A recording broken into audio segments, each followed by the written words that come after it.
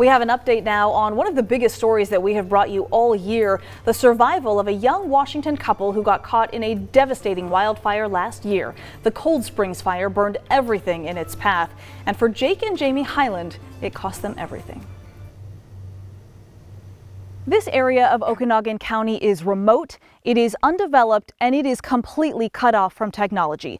So when the Cold Springs fire swept through this very spot, there was no way to call for help. Jake and Jamie Hyland have not been back here since that night more than a year ago, but they did let us come here to see firsthand what happened and to help tell their story. There's no Wi-Fi out there. And that wasn't good, you know, when there's a disaster going on. But usually that's nice because it's like disconnected from the world and it's really peaceful. It was Labor Day weekend 2020. The young Highland family had set off with their 1.5-year-old son Yuri for a quick getaway to some family property in Okanogan County. We had just enough daylight to set up our tent. We were sitting there and watched the stars passed out. And I look up and like I see a piece of ash and there's just like this orange hue. And like you can kind of hear the rumbling of the fire at that point.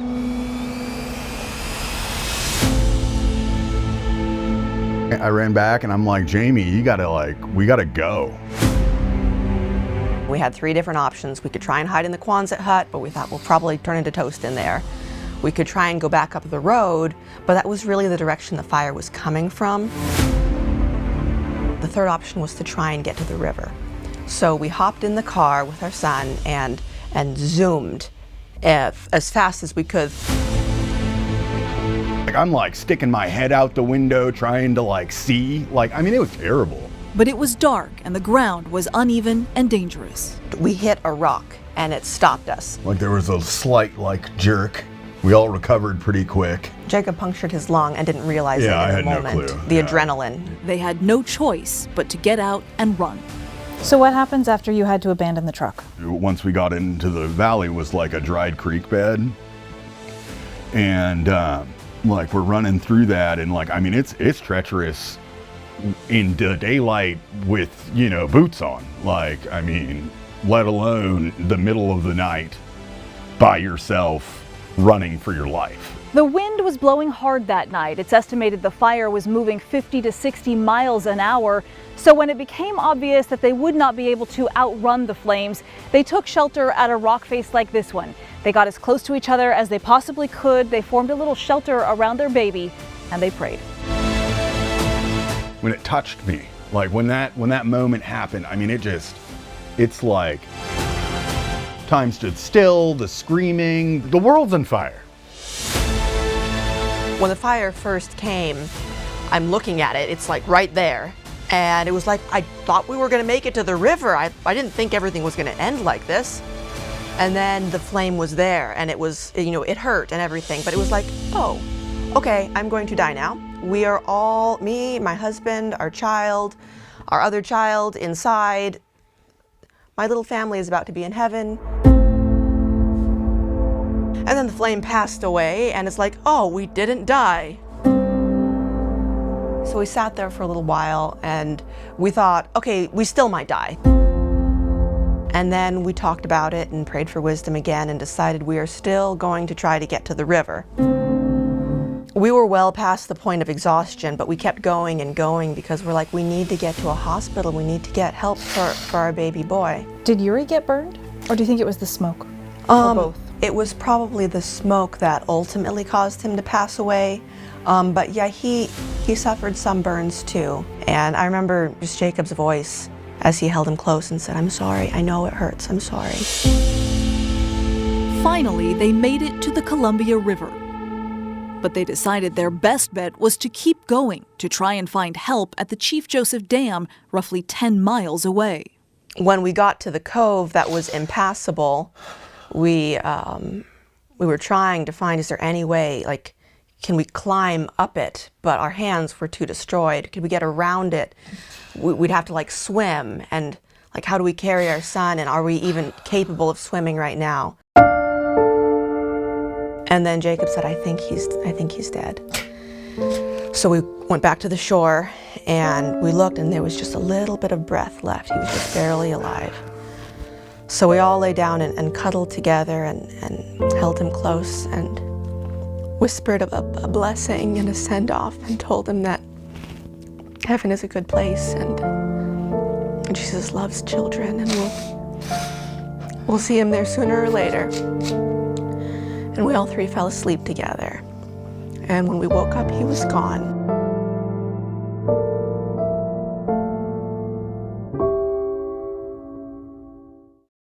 And then we lay back down to die, and we didn't die. And the first night, the wind was so bad, it was so cold. I tried to stop shivering because I was like, the more I shiver, the more it feels like I'm having contractions, and I don't want to lose another baby here. Did you know what was happening? Did you know you were having a miscarriage? Yeah. You did? Yeah. The feeling was similar to the feelings of giving birth, and so I knew that couldn't be good. But I mean, I couldn't stop it, and so we lost our unborn child too. But as much as this story is about unimaginable pain and loss, it is just as much about faith. There was just this awareness that we're not alone. God is with us in this moment. He was with us in the fire, and we don't know what's next. But no matter what happens, he's with us. Jacob was doing everything to take care of me. Like, he had more strength than I did. Like, our hands didn't work, but I remember him like kicking the gravel over me to keep me warm. Like, I was like, I'm gonna go get water, but I think that's the last time I can do it. But we kept praying, okay, God, either send us a boat or a helicopter or take us to heaven, because just laying here is no good. And then, after 2 days and 2 nights on the banks of the river, those prayers were answered. I heard it coming. We'd been laying there, and she hadn't moved. I was shaking her and shaking her and shaking her. You would say to me, are you still here? And I'd say, yes, I'm still here.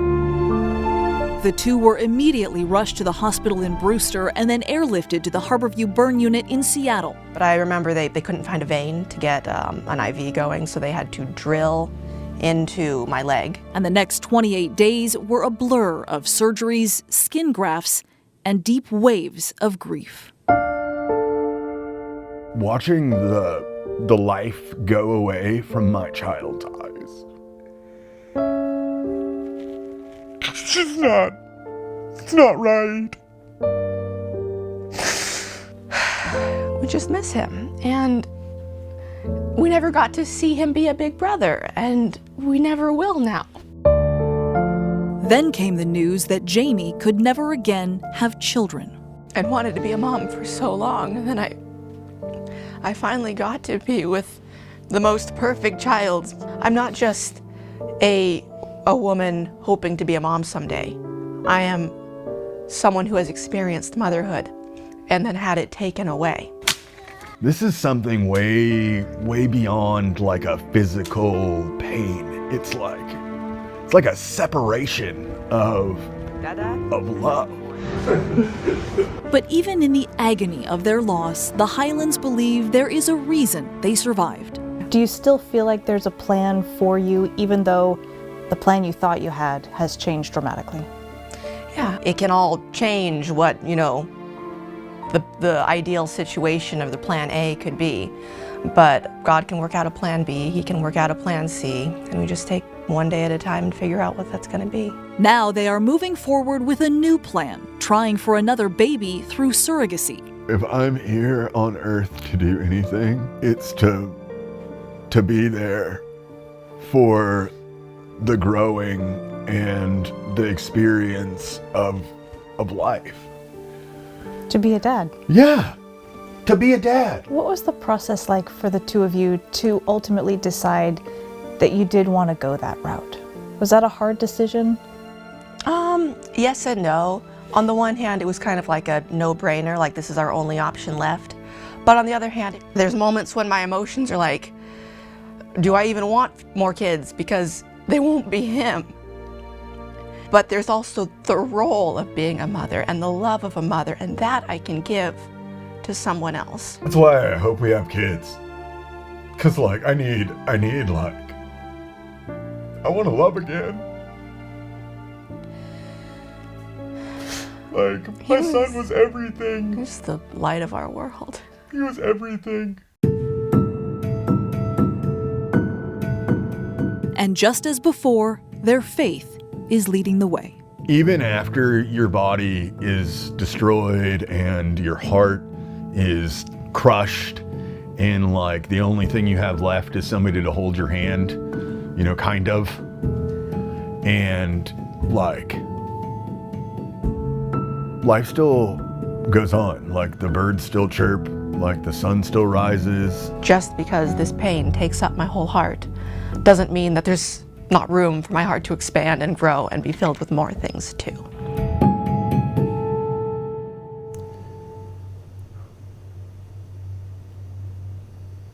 It is certainly a powerful story.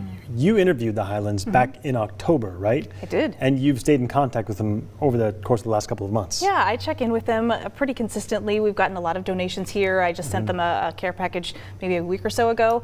You know, and they're still working really hard to try and recover. They've had a couple more surgeries since I talked to them last back in October. They've had several here over the last few months, and they're still trying to move forward with surrogacy, and they're excited. It's bringing new, I think, hope and light into their life to think about the possibility of being parents again. So if folks want to help them out, I think there was a GoFundMe, right, set up for them. Yes. Can they still donate to that? Absolutely. So they set that up, and they definitely have raised about $20,000. They are trying to raise money for that surrogacy effort, but they do need help. So if you would like to contribute, you can just text the word HELP to 509-448-2000, and we'll send that link right to your phone.